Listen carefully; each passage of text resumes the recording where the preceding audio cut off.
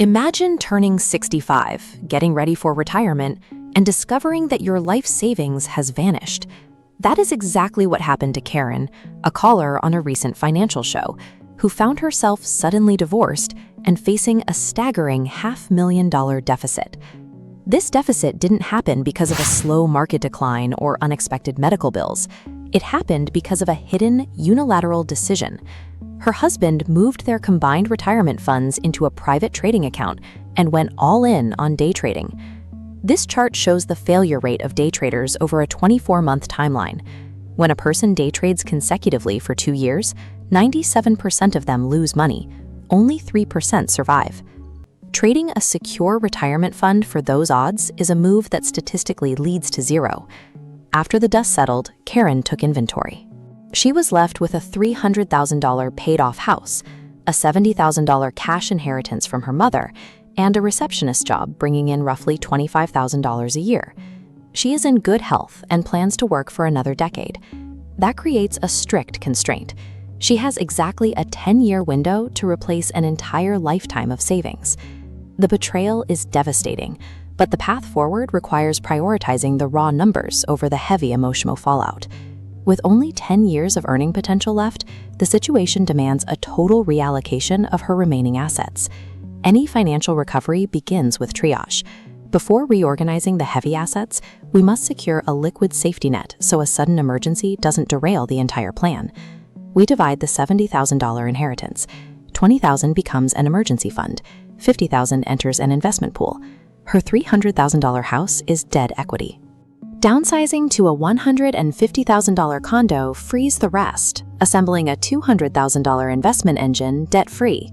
Shifting wealth out of a static shelter and into yielding capital changes this recovery's math. This move increases the investable principal from $50,000 to $200,000 while maintaining the security of a debt-free home.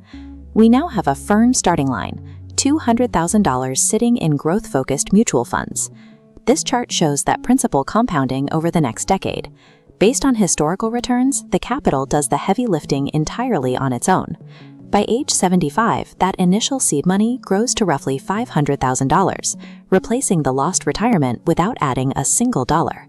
But there is a glaring vulnerability in this plan. Bringing in only $1,600 a month creates enormous financial friction. It puts the entire strategy at risk of being drained just to cover daily expenses. To protect the investments, she needs an income multiplier. She previously worked as a medical lab technician earning $50,000 a year. Returning to a specialized field or finding a comparable high-value role triples her monthly cash flow. Maximizing immediate income acts as a shield. It absorbs daily living costs, ensuring the compound interest engine runs uninterrupted for the next 10 years.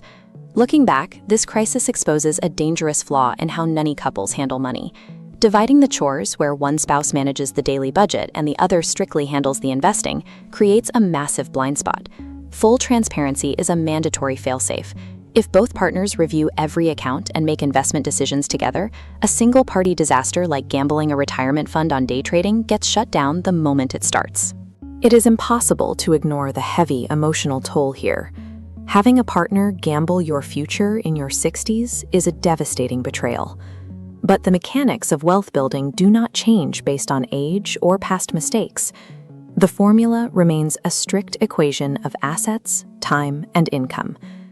By taking an unemotional inventory of what remains, liquidating dead equity, and returning to a high-value career, Karen can build a $500,000 retirement in 10 years. This recovery is not about luck. It is a calculated result of aligning remaining assets with the time available.